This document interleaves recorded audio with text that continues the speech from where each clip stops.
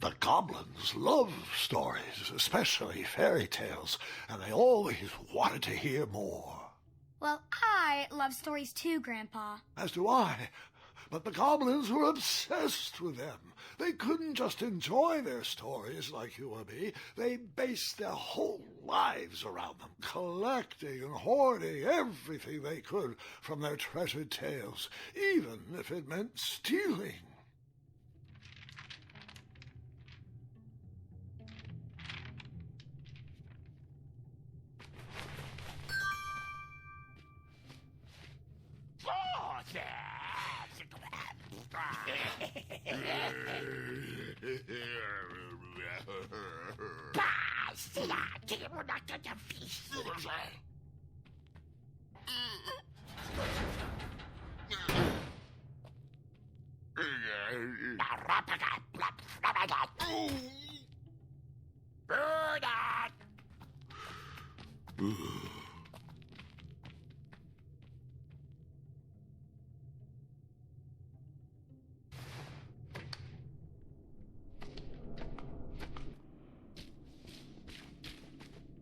I need to be careful I don't get caught with this.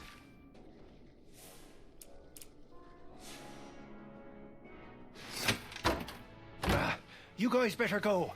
I'd stay and make sure the other prisoners are fed. But isn't Bramble... Oh, I'm pregnant, not handicapped. Move your feet.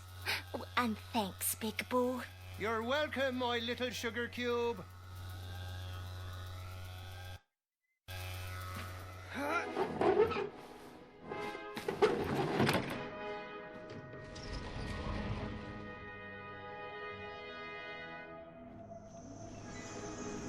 I was off to seek an audience with the Goblin King.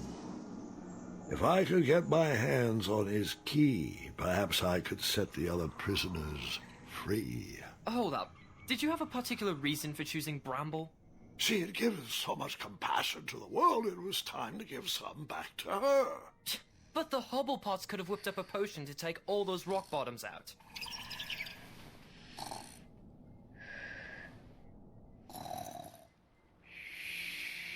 Would you mind calling for a guard to carry her off to bed? But, Grandfather, I'd like to hear more. Which part did you like the best? The mischievous goblins? Or the interrupting boy who wanted to tell a different story? Oh, I was enjoying the goblins. Absolutely, I was. I just wanted to show you that I could... I think it's best to call it a night. The storm has calmed down, and so has she. But, Grandfather, Guard! I just wanted to... This is not a time for debating. Go to bed. We can continue in the morning. As you wish. Good night. Guard, wait. Sorry, I didn't mean to snap. These elixirs have my nerves on edge. It's okay, Grandfather. And thank you. I do still have a lot to learn from your stories. Sweet dreams, Guard. Sleep well. That I can do with my eyes closed. Ha! Now you're learning. There. That's our ticket out.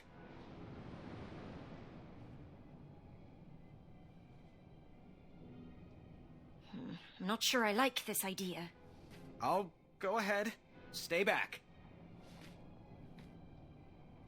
I wasn't sure if I could get her across, but she needed to believe I could.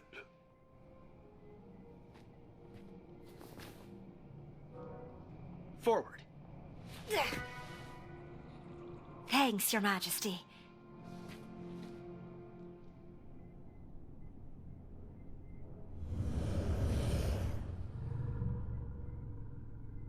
Quick! In my cape! No time to explain!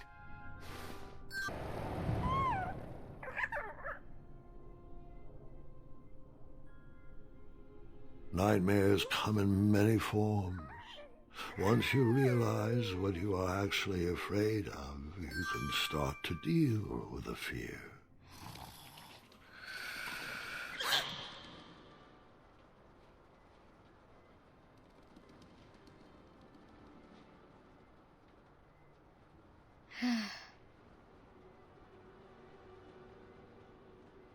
It's just in my head.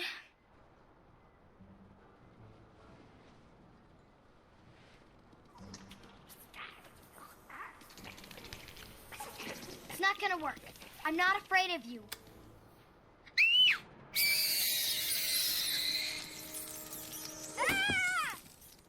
I figured after that scream you'd be back. Let's pick up our story once again. I wasn't actually afraid of dragons. I was still struggling with the loss of a chaka. Now, my decisions meant the life or death of a kingdom. That's the true beast I needed to wrestle with.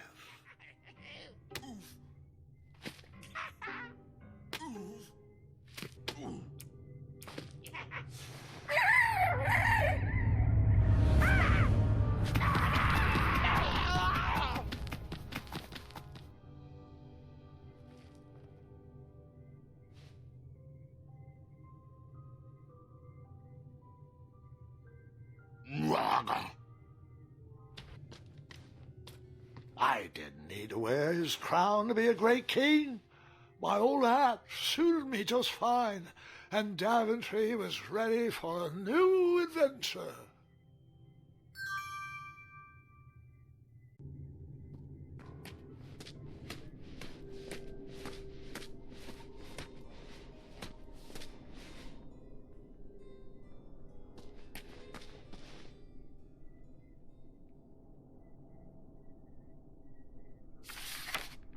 Once, in a town just like the one you're imagining, there was a beautiful castle that stood high on a hill.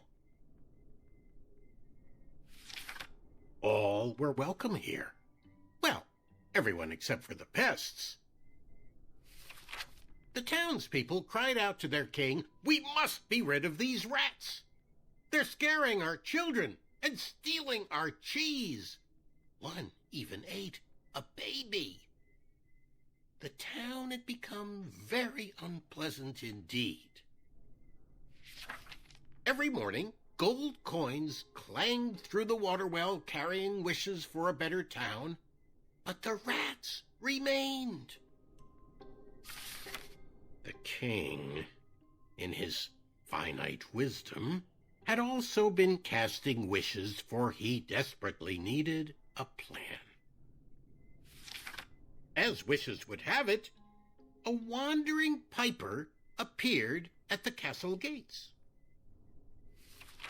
The piper offered to expel the rats from the kingdom if the town would overthrow their moronic liege. "Hear, hear," they cried out. "Our throne is but a seat for a hat rack. Rid us of these pests, and the throne is where you'll rest." The stranger pulled out a small flute and played a pleasing melody. The music summoned the rats out of hiding, and they danced on the head of the king.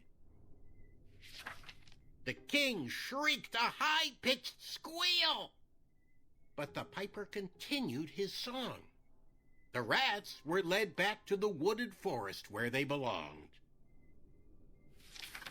The piper returned to the castle to claim his reward, but his knock echoed throughout the halls, and no one let him in.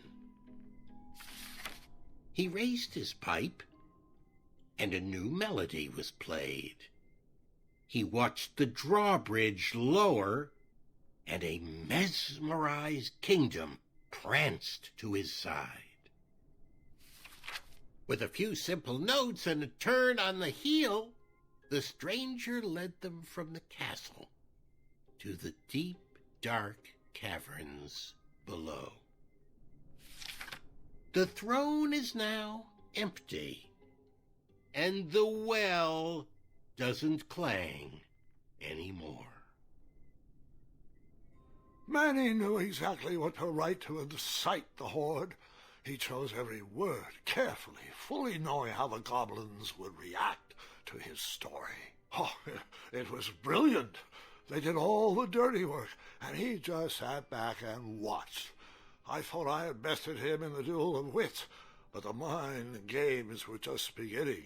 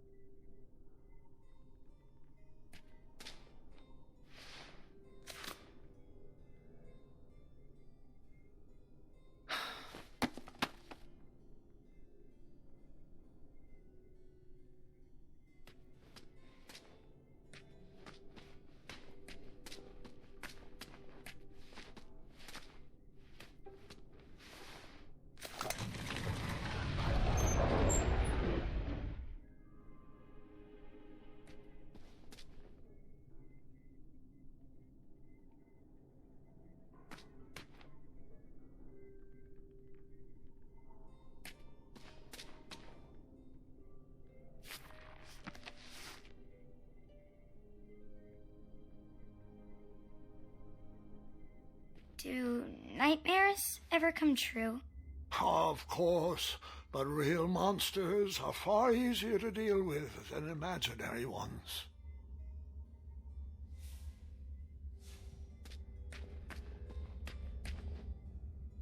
Ugh.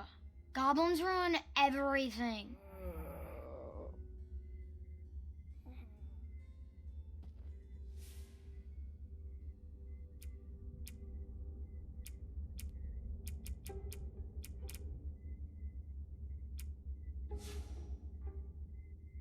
Ugh. Goblins ruin everything.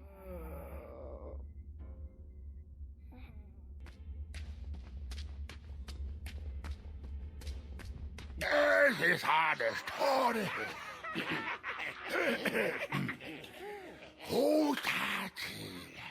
So tut, ja? Distress! Help us, King! Enough! They're only stories. Can't you just enjoy them for what they are? You've missed the point entirely. Is this how you want your story to be remembered? Oh. Wait. How about a new story?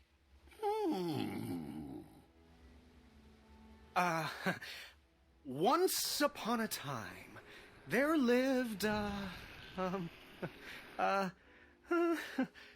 me see what I got here.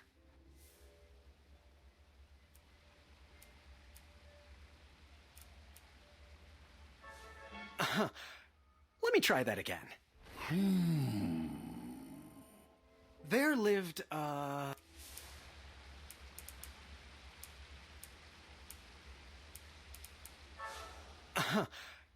me try that again. There lived,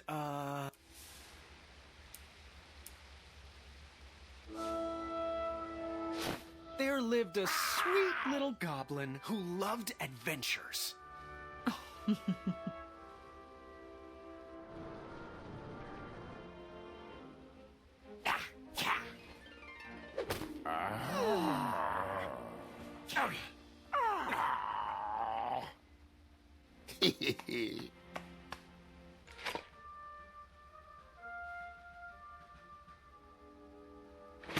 Even in his young age, stories of the goblin's quests had spread around the land. Like the time he...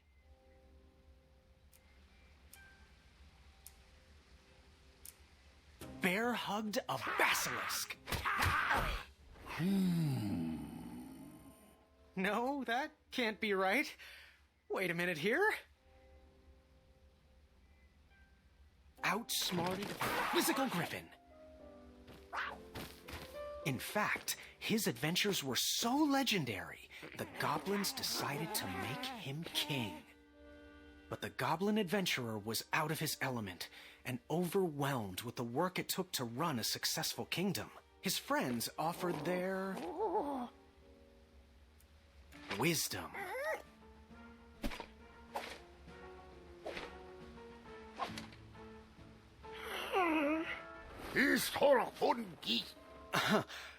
Let me try that again.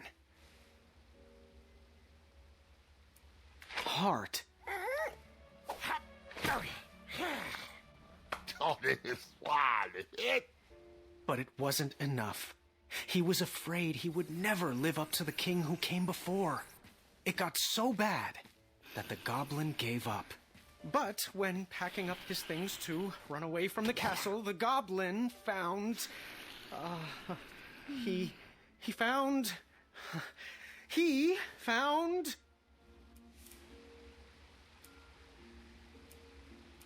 his old adventurer cap.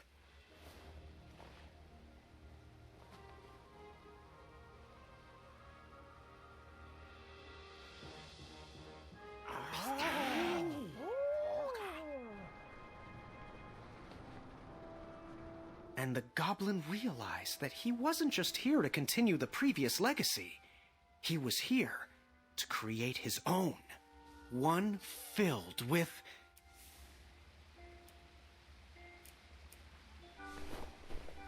compassion. And the best group of friends you could ever ask for. Ooh.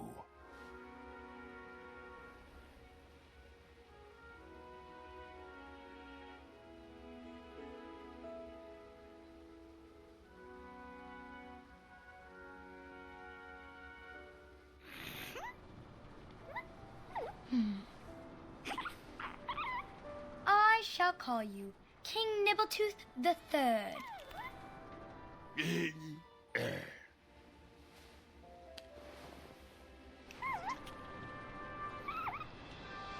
Grandpa's gotta hear about this.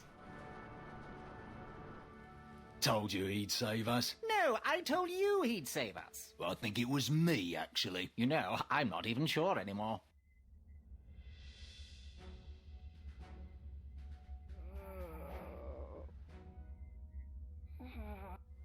All right, Mr. Fancy Cakes, a river barachi. And that's my story. Some of the details might have changed over the years, and I certainly left out some parts I wasn't fond of. But I found it's best to enjoy stories for what they are, and not for what you hoped they will be.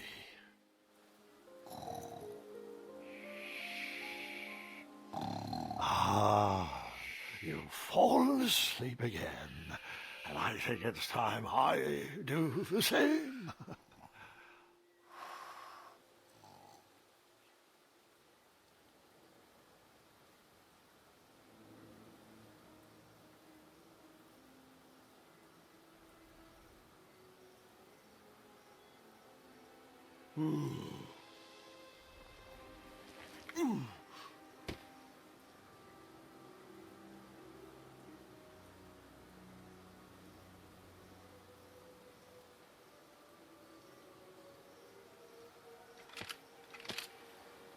You looked like you could use a friend.